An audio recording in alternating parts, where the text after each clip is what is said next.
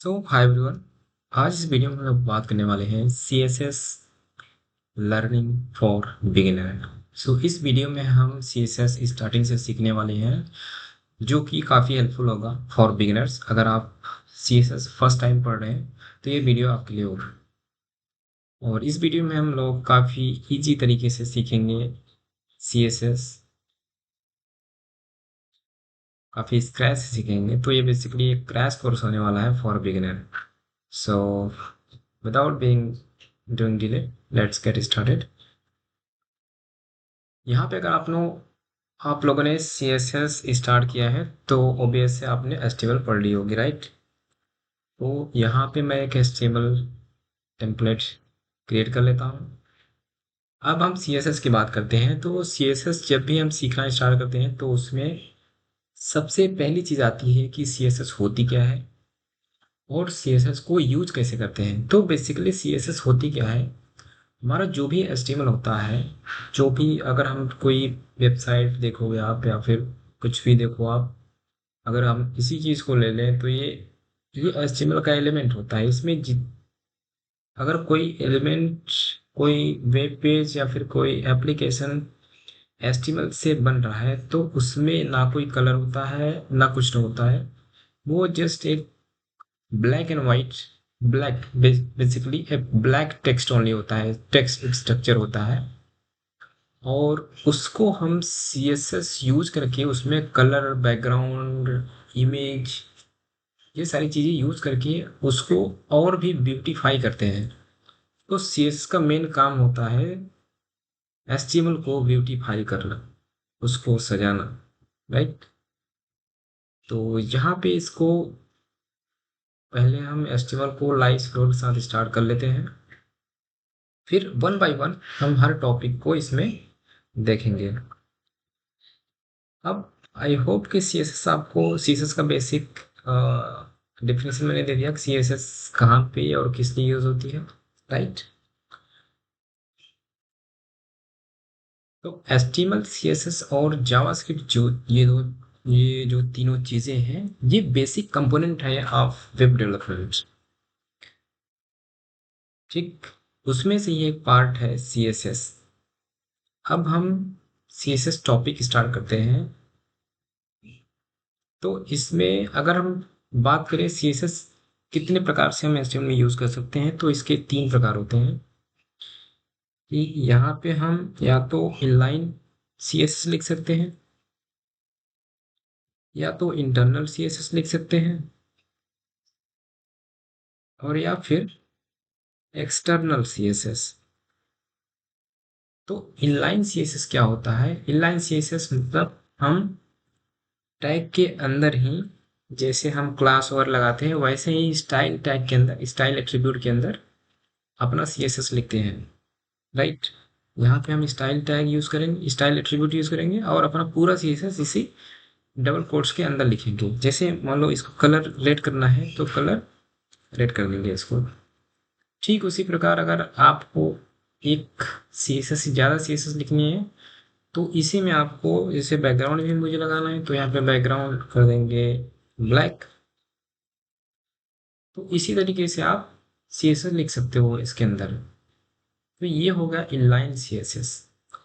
अब बात होती है इंटरनल CSS की। बात अगर करें तो जो इंटरनल CSS होता है वो स्टाइल टैग के अंदर लिखा जाता है, और ये जो स्टाइल टैग होता है वो हम हेड के अंदर रखते हैं, राइट।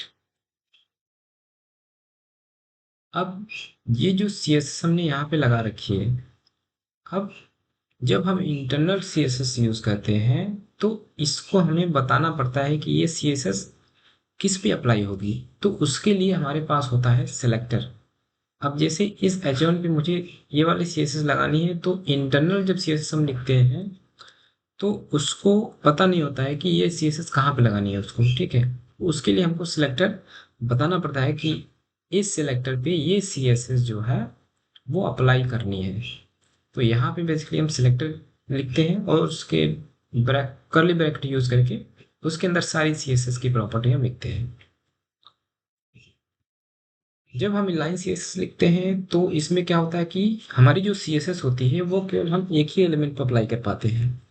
बट अगर हम इंटरनल सीएसएस या एक्सटर्नल सीएसएस यूज करते हैं तो अगर मैंने H1 लिख दिया तो ये इस पेज के अंदर जितने भी H1 टैग है वो उन सब पे अप्लाई होगा, जबकि ये लाइन सीएसएस केवल इसी H1 टैग पे अप्लाई होगी, राइट। तो ये रहा इंटरनल सीएसएस। अब बात होती है एक्सटर्नल सीएसएस की। एक्सटर्नल सीएसएस भी एक्सटर्नल सीएसएस क्या होता है? एक हमारी सीएसएस फाइल होती है जो कि एचटीएमएल के बाहर रखी हुई होती है और उस सीएसएस फाइल को हम अपने एचटीएमएल में लिंक कर देते हैं। तो ये जो एचटीएमएल फाइल होती है वो उस सीएसएस को वहां से लेके अपने एचटीएमएल में अप्लाई करती है। और जो सीएसएस लिंक करने का तरीका है वो होता है लिंक टैग, उसके लिए यूज करते हैं हम लिंक, यहाँ पे रेल स्टाइल शीट, और यहाँ पे एचरफ में जाके उस सीएसएस का लोकेशन हमको देना पड़ता है, सीएसएस का पाथ देना पड़ता है। इसको बताना पड़ता है कि जो सीएसएस फाइल आप यूज करना चाहते हो वो कहाँ पे है। अब जैसे कि मेरे पे यहाँ पे main dot C S S file बनी हुई है, तो अब मैं चाहता हूँ कि ये वाले सी एस एस इसमें लिंक हो जाए। तो बेसिकली मैं क्या करूँगा, यहाँ पे main dot C S S path दे दूंगा। अब पाथ की बात आती है तो इसमें बहुत सारे पाथ, डिफरेंट टाइप के पाथ होते हैं, जैसे एब्सोल्यूट पाथ हो गया, रिलेटिव पाथ हो गया, ठीक है। तो एब्सोल्यूट पाथ मतलब क्या होता है कि एब्सोल्यूट पाथ मतलब जहां पे ये फाइल रखी हुई है उसका पूरा पाथ, ठीक। पूरा पाथ मतलब इस कंप्यूटर में जो सीएसएस फाइल है इस कंप्यूटर के रिलेटिव में उसका जो पाथ है वो एब्सोल्यूट पाथ कहलाता है। एब्सोल्यूट मतलब पूरा पाथ, मतलब इसका जो अगर ये डी ड्राइव रखा हुआ है तो यहाँ पे जो ये आप टूल टिप के अंदर जो आप शीर्ष पाथ देख पा रहे होंगे, C/users आशीष कुमार डॉक्यूमेंट, ये पूरा जो है ये एब्सोल्यूट पाथ है इसका। और जब हम रिलेटिव पाथ मतलब इस फोल्डर के अंदर कहाँ पे ये शीर्ष फाइल है वो होता है रिलेटिव पाथ। मतलब कि जब हम डॉट स्लैश करते हैं मतलब हमारी ये वेब डिजाइन वाली फोल्डर, अब इसको बताना है यहाँ तक ये पूरा रिलेटिव हो गया, मतलब ये इसका रूट पाथ हो गया, ये फोल्डर का पाथ हो गया, राइट। अब रिलेटिव पाथ देना है, मतलब इसके बाद बताना है कि इस फोल्डर के अंदर ये सीएसएस फाइल कहाँ पड़ी हुई है, मतलब इस फोल्डर के अंदर ये पड़ी हुई है main dot C S S file में हमारी सीएसएस पड़ी हुई है। यही अगर सीएसएस फोल्डर के अंदर रखा होता तो मान लो इसको मैं मूव कर देता हूँ सीएसएस फोल्डर में। अब इसको बताना पड़ेगा, एक रिलेटिव पाथ का देने का ये भी तरीका होता है कि स्लैश लगाया आपने तो करंट फोल्डर में आ गया, इस वाले पूरे फोल्डर में, राइट, इस रूट फोल्डर में आ गया। अब इस वेब डिजाइन वाले फोल्डर के अंदर आपको जाना है सीएसएस फोल्डर में, मतलब इस वाले प्रोजेक्ट के अंदर बताना है पाथ, इसके रिलेटिव पाथ बता देना है, राइट, इसके रिलेटिव में सीएसएस के अंदर, सीएसएस फोल्डर के अंदर हमारा मेन डॉट सीएसएस फाइल पड़ा हुआ है, राइट। अब यहाँ से ये वाली सीएसएस हटाते हैं और एक बार मैं आपको लाइव दिखाता हूँ। ये यहाँ पे कुछ टेक्स्ट दे देते हैं हेडिंग और ये वाली चीज हटा देते हैं।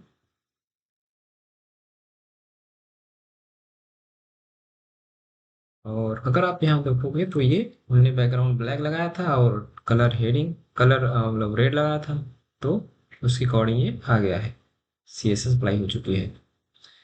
सेम अब यहाँ पे जब हमने सी एस एस लगाना स्टार्ट ही कर दिया है, तो कुछ और प्रॉपर्टी यहाँ पे देख लेते हैं, जैसे कलर हो गया, बैकग्राउंड, ये तो बेसिक प्रॉपर्टी है, राइट। अब यहाँ पे आता है एक चीज, एक चीज यहाँ पे आती है बॉर्डर। चलो बॉर्डर तो हो गया, थोड़ा सिंटेक्स उसका अलग हो जाएगा। यहाँ पे जो है फॉन्ट साइज का देख लेते हैं। फॉन्ट साइज लगाना तो आपको लिखना है फॉन्ट और डैश साइज। फॉन्ट साइज मतलब इसका जो टेक्स्ट है वो कितना बड़ा रहेगा, उसका टेक्स्ट का साइज क्या होगा। तो अगर हम 20 पिक्सल रखते हैं, पिक्सल मतलब इस स्क्रीन का 1 पिक्सल,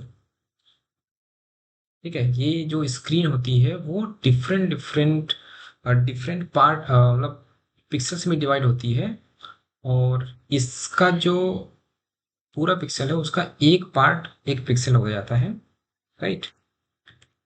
तो यहाँ से फॉन्ट साइज के द्वारा हम जो है इसका टेक्स्ट का साइज जो है वो डिफाइन कर सकते हैं, वो घटा या बढ़ा सकते हैं। अब यहाँ पे एक चीज़ और आती है। अच्छा, उसको इग्नोर करते हैं, पहले मैं ये बताने वाला था कि ये हमारा जो स्पेस आ रहा है यहाँ पे, ठीक है, तो बाय डिफ़ॉल्ट एचटीएमएल क्या करता है कि एचटीएमएल के जो एलिमेंट होते हैं जैसे हेडिंग हो गया, पैराग्राफ हो गया, इन सब की कुछ डिफ़ॉल्ट प्रॉपर्टीज़ होती हैं जो कि इन पे अप्लाई होती हैं। आप चाहे सीएसएस लगाओ या ना लगाओ, वो कुछ डिफ़ॉल्ट सीएसएस होता है जो ऑटोमेटिक अप्लाई होता है। अगर मैं आपको यहाँ पे दिखाना चाहूँ तो ये वाली सीएसएस जो है, ये डिफ़ॉल्ट सीएसएस एचटीएमएल में मतलब ब्राउज़र की डिफ़ॉल्ट सीएसएस है, जो हेडिंग पे या फिर पैराग्राफ पे बाय डिफ़ॉल्ट अप्लाई होती है। अगर यहाँ पे देखो तो फ़ॉन्ट वेट इसका बोल्ड है, और यहाँ पे मार्जिन देख सकते हो, ये वाली, ये मतलब बाय डिफ़ॉल्ट सीएसएस है। बाय डिफ़ॉल्ट देखो वो फ़ॉन्ट साइज़ का भी 2em लग रहा था, बट हमें यहाँ पे ओवरराइट कर दिया है, ठीक है। तो इस तरीके से अगर आपको इसको रीसेट करना है, चाहते हो कि ये वाले सीएसएस मेरे हमारे एलिमेंट के पास अप्लाई ना हो, तो अब हमें करना क्या पड़ेगा, यहाँ पे एक होता है यूनिवर्सल सिलेक्टर स्टार। स्टार मतलब एचटीएमएल में जितने भी एलिमेंट हैं वो सबको सिलेक्ट कर लेगा, और मैं क्या करूँगा, इसकी जो भी मार्जिन और पैडिंग की प्रॉपर्टी है उनको पहले जीरो कर दो, बाद में हम जो भी लिखेंगे वो अप्लाई कर देना उस पे, राइट। सीएसएस ऐसे ही काम करता है कि बाद वाली जो लाइन्स होती है वो ही अप्लाई होती है, पहले वाली ओवरराइड हो जाती है। जैसे कि मैं अगर यहाँ पे फॉन्ट साइज 20 लिखा हुआ है, अगर मैं इसके नीचे फॉन्ट साइज लिख दूँ 30 पिक्सल, तो ये 30 पिक्सल वाली वैल्यू ओवरराइड कर लेगा इस वैल्यू को, ठीक है। अगर मैं आपको ब्राउजर में दिखाऊं तो ये फॉन्ट साइज 20 वाला कट गया है और ये 30 वाला अप्लाई हो रहा है, मतलब कि बाद वाली जो लाइंस होती हैं वो सीएसएस अप्लाई हो जाती है इंस्टेड ऑफ फर्स्ट वन। तो अभी जो मैंने डिफ़ॉल्ट सीएसएस लगा रखी है ये वाली मार्जिन, ठीक है, तो अब देखो यहाँ पे मार्जिन इसका हट गया, जो बाय डिफ़ॉल्ट लगती थी। अगर मैं इसको अनचेक करूँ, मतलब इसको हटाऊँ, तो ये फिर से ये मार्जिन यहाँ पे लग रहा है, राइट। तो ये बेस्ट प्रैक्टिस होता है जब भी हम कोई वेब डिज़ाइन या फिर कोई वेब पेज बनाते हैं, तो इसकी जो ब्राउज़र स्पेसिफिक जो डिफ़ॉल्ट सीएसएस होती है उसको हम डिसेबल कर लेते हैं, उसको रीसेट कर देते हैं यूनिवर्सल सेलेक्टर यूज़ करके, राइट। तो आई होप आप मतलब ये चीज़ें आपको समझ में आ रही होंगी। अगर आप बिगिनर हो तो एक बार रीकैप कर लेते हैं कि हमने अभी क्या क्या पढ़ रखा है। सीएसएस क्या होती है? सीएसएस बेसिकली एचटीएमएल की जो भी चीज़ें होती हैं उनको सजाने के लिए या फिर उनको ब्यूटीफाई करने के लिए यूज़ करते हैं, ठीक है। और सीएसएस को कितने प्रकार से लिखते हैं? सीएसएस को हम 3 प्रकार से लिखते हैं। इनलाइन हो गया, मतलब टैग के अंदर लिखते हैं। अगर टैग के अंदर हम लिखते हैं तो ये इनलाइन हो गया, और स्टाइल के अंदर लिखेंगे तो ये इंटरनल हो गया, और अगर अलग फाइल में रखते हैं तो ये वाली चीज एक्सटर्नल सीएसएस हो गई, राइट। तो ये 3 प्रकार से सीएसएस एचटीएमएल में हम लगा सकते हैं। और चलो अब कुछ अलग प्रॉपर्टी देखते हैं, ठीक है। अभी यहाँ पे कुछ और चीजें देख लेते हैं, जिससे हो गया पैडिंग। पैडिंग क्या होता है? पैडिंग यूज होता है स्पेसिंग के लिए। अब यहाँ पे 2 प्रकार की स्पेसिंग होती है, पैडिंग और मार्जिन। पैडिंग जो होती है वो जैसे कि ये मेरा टैग है ये जोन, तो इसके अंदर जो स्पेसिंग देनी है वो पैडिंग होती है। अगर मैं यहाँ पे पैडिंग लगाऊं, पैडिंग 10 पिक्सल, तो आप देखोगे ये पूरा एलिमेंट है और इसके अंदर ही स्पेसिंग ऐड हो रही है। दूसरी जो स्पेसिंग होती है वो होती है मार्जिन। मार्जिन जो कि मार्जिन मतलब जो स्पेसिंग होती है वो एलिमेंट के बाहर अप्लाई होती है। अगर मैं 20 पिक्सल मार्जिन दूं तो ये एलिमेंट के चारों तरफ लगेगी, राइट। पिक्सल में दूं तो ये देखो, ये अगर मैं इस पे होवर करूं तो आप देख रहे होगे यहाँ पे और इसका इस प्रकार से भी देख सकते हैं। यहाँ पे अगर आप जाओ तो ये लग रहा है मार्जिन 20 पिक्सल चारों साइड में, राइट, चारों साइड में 20 पिक्सल का मार्जिन लग रहा है।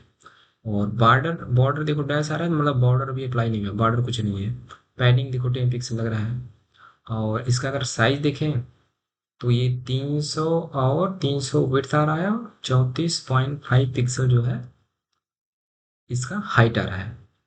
तो जो भी चीज़ें यहाँ पे लगती हैं वहाँ यहाँ से आप चीज़ें जो है चेक कर सकते हो कि कौन सी चीज़ किस डायरेक्शन में कितनी लग रही है। ठीक है, ये कुछ बेसिक प्रॉपर्टी थी जो आपने इसमें सीखी। ठीक है, अब अब और क्या देखते हैं हम। पैडिंग यहाँ पे लगा देते हैं 20 पिक्सल। और क्या प्रॉपर्टी, एक बार हम प्रॉपर्टी की लिस्ट यहाँ से निकाल लेते हैं W3 स्कूल से। और यहाँ हम चले जाते हैं CSS वाले सेक्शन पे। थोड़ा स्लो की लोड हो रहा है।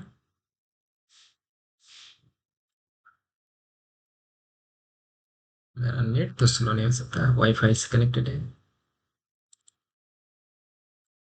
W3 स्कूल इतना क्यों स्लो चल रहा है। अच्छा, मैं VPN से कनेक्टेड हूँ आई थिंक शायद इसलिए।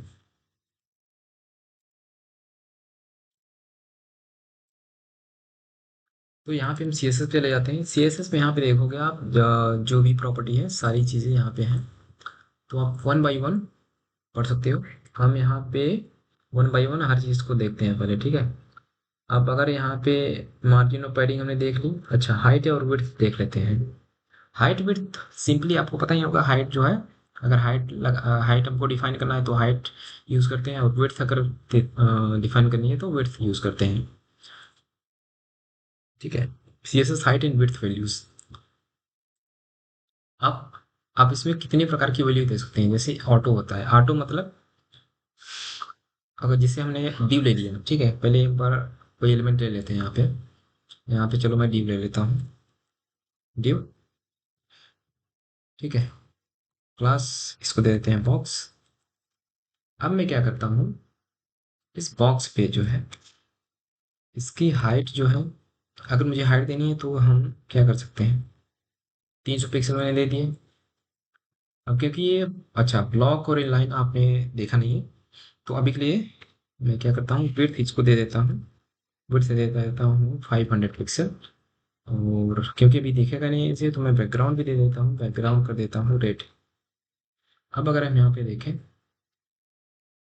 तो यहाँ पे आप देखोगे ये जो बॉक्स है इसका विड्थ जो फर्स्ट वाली होती है यहाँ पे पैरामीटर्स, ये इसमें जो इंटू करके रहता है, ये फर्स्ट वाली चीज़ विड्थ होती है, और ये दूसरी वाली चीज़ जो है हाइट होती है। तो इसका जो हाइट है वो 300 है, 300 यहाँ पे से देख रहे हो, और विड्थ जो है 500। तो अगर किसी चीज़ किसी एलिमेंट की साइज देनी है आपको CSS में, तो आप ऐसे दे सकते हो। एक इसमें वैल्यू होती है ऑटो। ऑटो मतलब उस बॉक्स में, इस बॉक्स में जितनी चीजें हैं ऑटोमेटिक हाइट ले लेगा। जैसे इसमें मेरा कंटेंट है, जितना कंटेंट है उतना हाइट ले लेगा, राइट। हाइट नहीं भी दूंगा, जैसे यहाँ पे मैंने इतना कंटेंट दिया, तो जितना कंटेंट बढ़ता रहेगा उसके अनुसार ही हाइट ऑटोमेटिक बढ़ती रहेगी, राइट। तो मतलब कंटेंट के अकॉर्डिंग हाइट उतनी ले लेगी। ठीक, ये रहा ऑटो। अब ये ब्लॉक एलिमेंट है, हमारा ड्यू जो है ब्लॉक एलिमेंट होता है। ब्लॉक जिसमें दो प्रकार के एलिमेंट होते हैं, ब्लॉक एलिमेंट, इनलाइन एलिमेंट और इनलाइन ब्लॉक एलिमेंट। तो ब्लॉक जो एलिमेंट होता है, ब्लॉक, ब्लॉक मतलब ब्लॉक जो एलिमेंट होता है ये 100% विड्थ लेता है, राइट। 100%। पेज के अंदर जितनी पेज की विड्थ जितनी रहेगी वो कंप्लीट विड्थ लेगा, या फिर अपने पेरेंट की, राइट।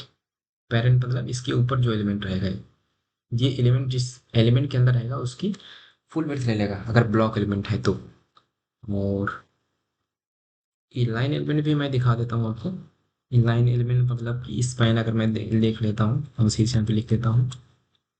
अगर इनलाइन हो तो यहाँ पे अगर मैं बैकग्राउंड भी लगाऊँ इस पेन पे, तो आप देखोगे बैकग्राउंड अगर मैं लगा देता हूँ रेड, यहाँ पे आप देखोगे कि इसकी विड्थ हमने सेम चीज़ H1 पे भी बैकग्राउंड लगाया है और इस पे भी बैकग्राउंड लगाया है, राइट। बट इसका जो बैकग्राउंड है ये इतने तक ही आ रहा है, मतलब ये इनलाइन एलिमेंट है। और एक चीज़ इसको, एलिमेंट कौन सा इनलाइन है कौन सा ब्लॉक है, इसको देखने का भी यहाँ पे एक तरीका है। यहाँ पे आप चले जाओगे कंप्यूटेड में और इस एलिमेंट पे इंस्पेक्ट करोगे, यहाँ पे सारी प्रॉपर्टी इसकी रिलेटेड मिल जाएंगी। यहाँ पे देखो इसका हाइट है, ऑटो है, और मार्जिन बॉटम जीरो है, मतलब सारी सारी प्रॉपर्टीज से रिलेटेड सारी प्रॉपर्टीज की यहाँ मिल जाएंगी। अगर मैं इसका डिस्प्ले चेक करूँ तो डिस्प्ले इसका देखो इनलाइन बता रहा है, राइट। और अगर यही डिस्प्ले अगर मैं इसका H1 का चेक करूँ तो यहाँ पे डिस्प्ले ब्लॉक बता रहा है। डीप पे जाऊँ तो इसका जो है डिस्प्ले ब्लॉक बता रहा है। तो यहाँ से आप प्रॉपर्टीज फिल्टर कर सकते हो, यहाँ पे बहुत सारी प्रॉपर्टीज हैं, ठीक है। तो जो उस एलिमेंट पे CSS अप्लाई हो रहा है, जो CSS अप्लाई हो रही है, CSS की जो प्रॉपर्टी अप्लाई हो रही है, वो चीज़ यहाँ से आप देख सकते हो। बॉडी की भी देख लेते हैं। बॉडी का अगर डिस्प्ले चेक करें तो ये क्या है, ब्लॉक है। बॉडी भी ब्लॉक लेवल एलिमेंट है। HTML की अलग चेक करें तो इसका भी ब्लॉक है। यहाँ पे बैकग्राउंड भी चेक कर सकते हो, लाइक यहाँ चौंद जैसे रेड है। अगर मैं इसका बैकग्राउंड चेक करूँ, बैकग्राउंड की क्या वैल्यू है इसकी, तो बैकग्राउंड यहाँ पे आप जाओगे, बैकग्राउंड कलर इसका दिखा रहा है ब्लैक, और ब्लैक हमने लगा भी रखा है, राइट। और बैकग्राउंड कलर, ये बैकग्राउंड कलर लग रहा है, ठीक है। बैकग्राउंड में कुछ नहीं लगा है। और इसका फ़ॉन्ट साइज़ भी चेक कर सकते हो आप यहाँ से। फ़ॉन्ट साइज़ यहाँ पे 30 पिक्सल लग रहा है, राइट। और हमने यहाँ 30 पिक्सल लगा भी रखा है। यहाँ पे CSS स्टाइल टाइप पे जाओगे तो जो आपने CSS लगा रखी है वो चीज़ें आप देख सकते हो। कंप्यूटर में जो फाइनल CSS अप्लाई हो रही है उससे रिलेटेड, वो कंप्यूटर में आप देख सकते हो। लेआउट में देख सकते हो आप क्या चीज़ लग रही है, ठीक है। इवेंट कौन से लग रहे हैं उस पे जावास्क्रिप्ट से, वो चीज़ इसमें देख सकते हो आप, राइट। प्रॉपर्टीज, उस एलिमेंट की जावास्क्रिप्ट की क्या प्रॉपर्टीज है वो चीज़ यहाँ पे दिख जाएगी आपको। जावास्क्रिप्ट का हर हर एक एलिमेंट एक ऑब्जेक्ट होता है, तो ऑब्जेक्ट की वो सारी प्रॉपर्टी आप यहाँ से देख सकते हो। यहाँ पे जैसे मैं एक चीज़ दिखाऊँ, इसका इनर टेक्स्ट कहीं पे होगा H1 का। अगर मैं इसका इनर टेक्स्ट देखूँ तो यहाँ पे हेडिंग आ रहा है, राइट। तो इसकी जो जावास्क्रिप्ट की जो ऑब्जेक्ट की, क्योंकि ये एलिमेंट एक ऑब्जेक्ट होता है, ठीक है। तो उस ऑब्जेक्ट की सारी प्रॉपर्टी यहाँ पे आप देख सकते हो। तो ये हुआ बेसिक चीज़ें जो आप CSS में डिबग कर सकते हो, फाइंड आउट कर सकते हो। तो आई होप कि कुछ बेसिक चीज़ें आपको यहाँ पे CSS के बारे में पता चल गई होंगी। नेक्स्ट वीडियो में हम फिर से कंटिन्यू करेंगे कुछ और भी एक्स्ट्रा प्रॉपर एडवांस प्रॉपर्टी के साथ। तब तक के लिए धन्यवाद। अगर आप बिगिनर हो, न्यू हो इस चैनल पे, तो आप इस चैनल को सब्सक्राइब कर सकते हैं। और ओके, थैंक्स फॉर वॉचिंग।